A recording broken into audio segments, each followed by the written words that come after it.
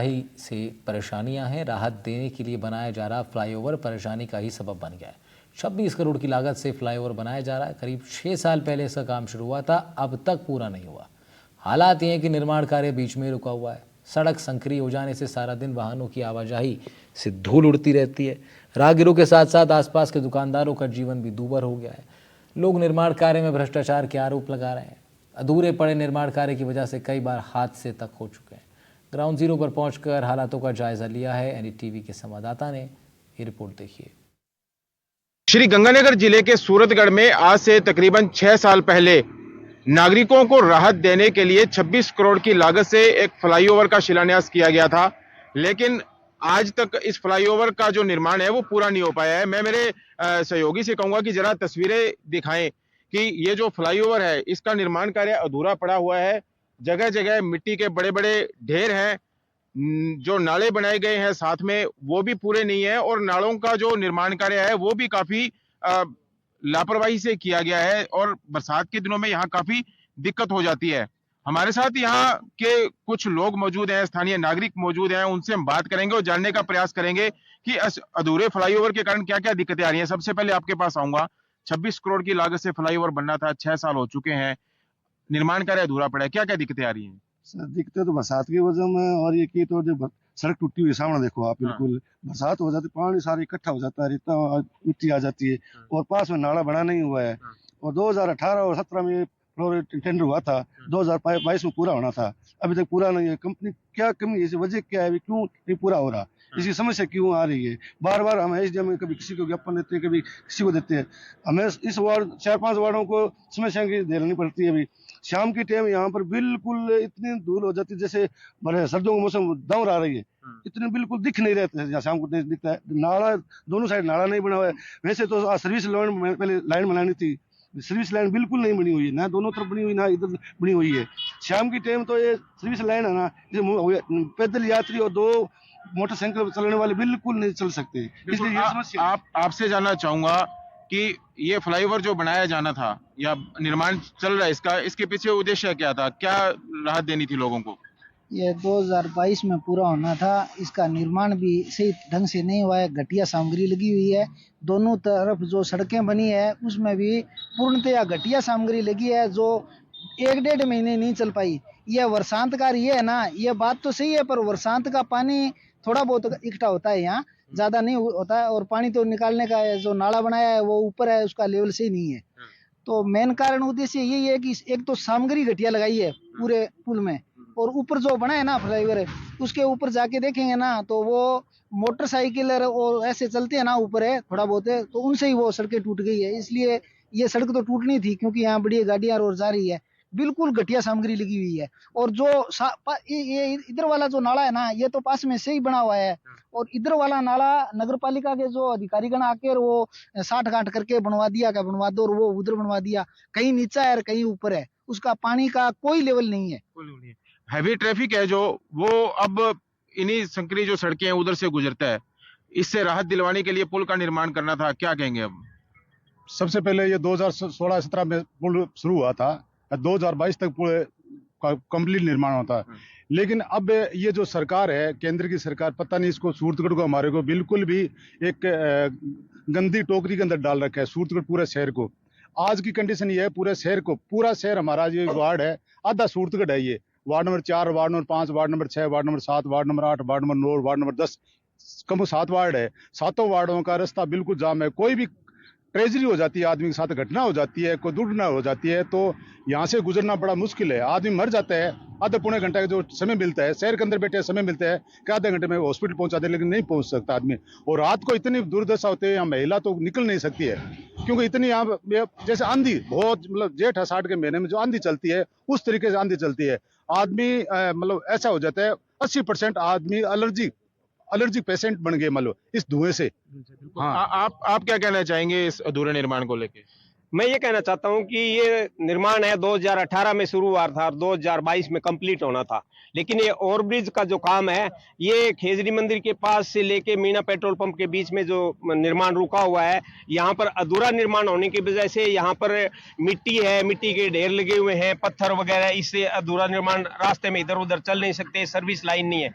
Side में जो पुल के साइड में जो सड़क होनी थी वो सड़क नहीं है, और जो हैवी वाहन जो बाहर से आते हैं, हैवी वाहन जो पुल के जो ऊपर से गुजरना था, सूरतगढ़ शहर से बाहर जाने वाले जो भी वाहन है वो यहाँ से नीचे से जाते हैं, और यहाँ मिट्टी धूल से इतनी उड़ती है कि यहाँ के दुकानदार के दुकानों में घुस जाता है, उनको सांस लेना मुश्किल हो जाता है। और आने जाने वाले साधन, पैदल चलने वाले और मोटरसाइकिल के जो साधन हैं वो तो चल ही नहीं पाते इस रोड से, इसलिए यहाँ पर कई बार एक्सीडेंट भी हो गया है, 2-4 यहाँ पर मौतें भी हो गई। यहाँ हड़ताल भी की लोगों ने।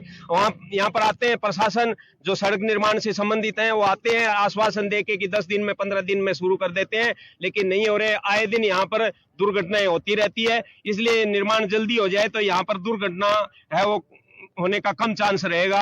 बिल्कुल दुर्घटनाएं बता रहे हैं, और हमने ये भी सुना है कि जो मोड़ है वो इस तरह से बनाया गया है कि एक्सीडेंट होने के चांसेस ज्यादा रहते हैं। क्या कहेंगे इस पे?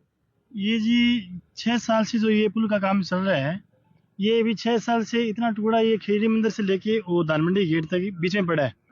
इसकी वजह से लोगों को आमजन को इतनी तकलीफ हो रही है कि साधन निकलना बहुत मुश्किल हो रहा है, और शाम के टाइम में तो इतनी मिट्टी उड़ती है कि बच्चों को तो मेरे ख्याल से शायद सांस की बीमारी भी होगी कुछ बुजुर्गों और बच्चों को। और आए दिन यहाँ हादसे होते हैं, और आप सामने देख रहे हो वो पिक्चर दिखाना आप सामने, पानी पड़ा है और रोज़ आए दिन यहाँ गाड़ियाँ फंसती है, कई बार गाड़ियाँ पलट भी चुकी हैं। इतना बुरा हाल है, प्रशासन को बार बार चिता रहे हैं, ज्ञापन दे रहे हैं, धरने प्रदर्शन भी किए हमने कई बार, उसके बावजूद प्रशासन अभी तक इस मामले में अलर्ट नहीं है और कोई कार्रवाई नहीं कर रही है। दूसरी बात यह है कि जो ये हाईवे जो कंपनी काम ले रखे हैं, इसकी जो बाईं तरफ जो नाला बना हुआ है ये बिल्कुल गलत बना हुआ है। जो वार्ड का पानी आता है उस नाले में पानी पूरा जाता ही नहीं है, और वो नाला जो मिट्टी से भरा हुआ है जिसकी वजह से पानी जो है वार्ड का वो बाहर सड़क पे आता है और सड़क बार बार टूटती है।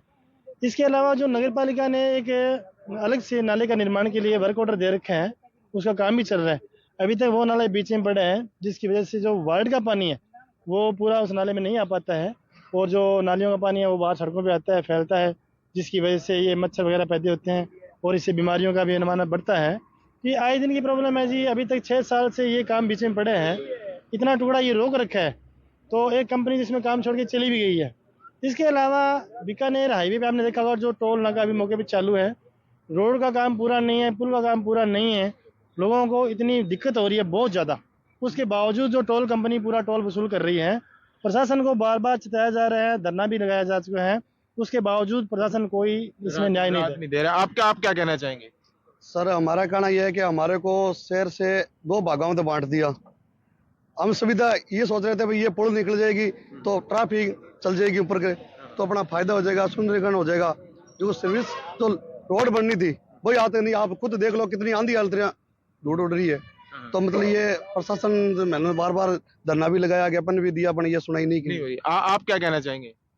मैं ये कहना चाहूँगा कि जो ओवरब्रिज के निर्माण है, इसके लिए जो पूरी तरह से जो MBL कंपनी है जो इसका निर्माण कर रही है वो पूरी तरह से दोषी है। 4 साल में इस पुल का निर्माण होना था, लेकिन आज 6 साल से ज़्यादा का टाइम बीत चुका है और जो कंपनी है वो इस पुल के निर्माण को पूरा नहीं कर पा रही है।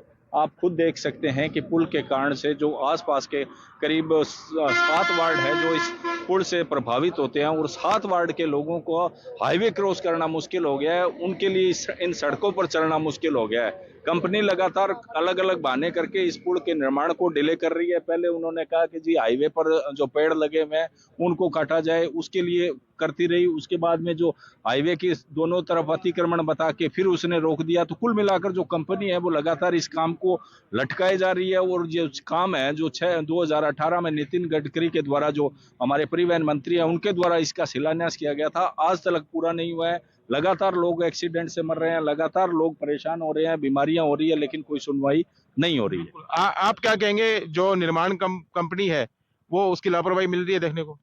लापरवाही तो सर इसको हो गया 2020 में हुआ था, 18 में।